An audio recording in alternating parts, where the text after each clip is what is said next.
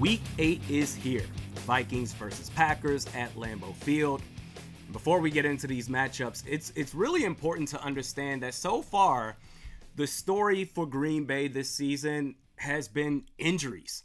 They've got 3 starters on IR. Safety Darnell Savage, cornerback Eric Stokes, left tackle David Bakhtiari. And as of Wednesday's injury report, they have 8 players listed as either LP or DNP. 8 players, 7 of which are starters. So they've been not just fighting through injuries, but on top of that, having to balance out finding a new identity post Aaron Rodgers era. You look at their defense, and going back to that Broncos game last week, it is very clear. You can run the ball like crazy against these dudes. And from what I saw from their first and second level defense, it was a combination of the opposing offensive line just straight up moving these dudes out the way, as well as missed tackles. The Packers are 3rd worst versus the run.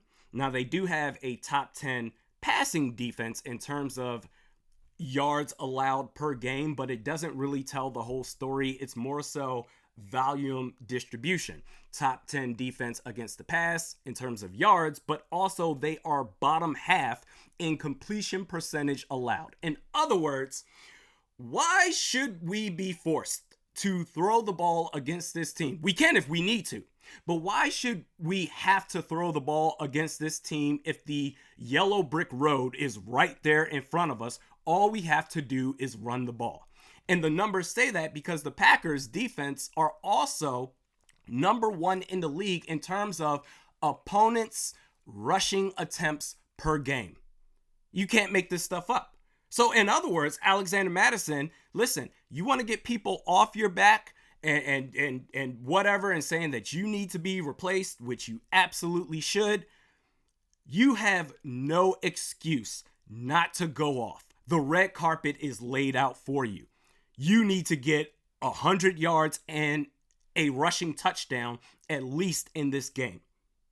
Furthermore, in the passing game, when you are going to throw the ball against this defense, you have the best offensive tackle tandem in the league with Christian Darrisaw and Brian O'Neill. I would put it above Philadelphia's Jordan Mailata and Lane Johnson, but you have the best offensive tackle tandem in the league to negate whatever pressure that will come, or attempted pressure, from Preston Smith and Rashawn Gary. And I don't, maybe this is a hot take, but quite honestly, yes, Jordan Addison, wide receiver 1, as long as Justin Jefferson is out. But also, I would argue that Brandon Powell should probably be the wide receiver 2. And especially when you see these two together, Addison and Powell, it's just no nonsense, moving the ball, dynamic playmaking ability. And KJ Osborne, I would put him as the wide receiver 3, even with Jefferson out. Because with Addison and Powell, it's boom, boom, boom, moving the ball up the field. No craziness. With Osborne, yeah, he'll make plays too, but it feels like every 3rd or 4th target that he gets, something goofy happens. Like, just something dumb. It's almost like he slips on an invisible banana peel. Prime example, San Francisco against the 49ers. There was a dropped pass that he had where literally he caught the ball with his arms extended, both hands on the ball, landed on his back, and somehow the impact of his back hitting the ground dislodged the ball from his hands, arms extended and all. And I'm like, are you kidding me? What more do you need to go right for you? Or in this case, go wrong? I would have Addison and Brandon Powell as my primary 1-2 punch. And Bradbury, Garrett Bradbury, last season played well. So far this season, when he's been healthy and on the field, I would say he's been better than what he was in 2022. You're going to go up against Kenny Clark. This man has been the bane to your Batman. Are you finally going to climb out of that deep-ass pit and get revenge on this dude once and for all? We'll see. But going back to the passing game, as long as you're successful running the football against this defense, which you have no excuse not to, those play action passes are going to hit like church. It's going to be crazy. I'm going to give my final score prediction at the end of this, but it really is kind of scary as far as everything is laid out for the Vikings to have, I would say, their first comfortable win of the season. We'll see what happens. But going to the Packers offense, they lean heavily in the run game. Aaron Jones, A.J. Dillon, as well as the quick out passes to their running backs as well as their tight ends. They rely on yards after the catch. In other words, our offensive weapons, we need you to do all the work, which means the two things that you have to do if you're going to win this game defensively is tackling. No missed tackles, especially on those out passes, because then if you miss one, then they get outside on the edge and then all of a sudden it's a new set of downs. Furthermore, Jordan Hicks has to have, versus the run, another masterclass performance. Basically, put all the pressure on Jordan Love.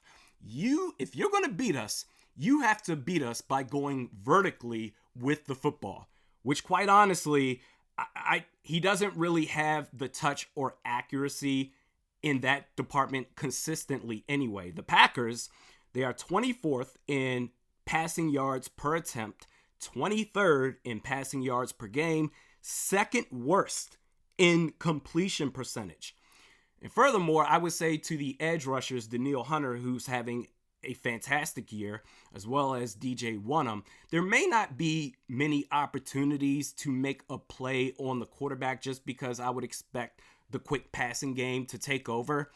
Practice edge containment. So when they do try to get cute on the outside, you at least have bodies out there to make them work for it. And if nothing else, to eliminate the scramble, the last minute scramble by Jordan Love, because then all of a sudden you do everything else right defensively, but then, oh my God, he takes off with his legs and gets a new set of downs.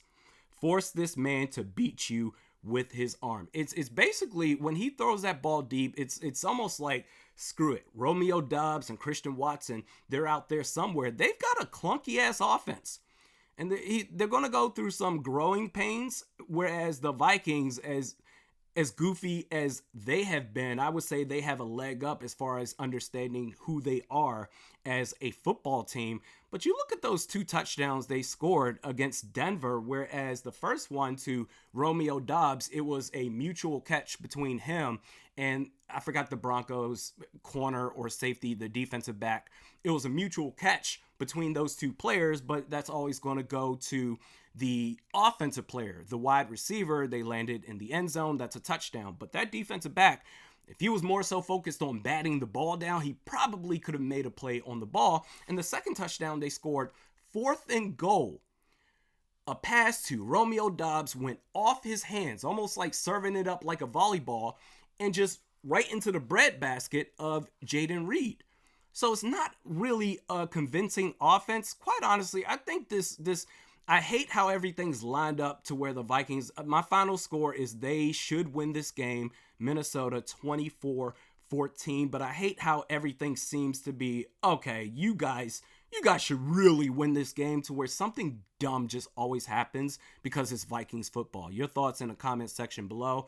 Sunday is the live stream watch along party, live commentary and reaction. That's going to start 15 minutes before the game. We'll see you then.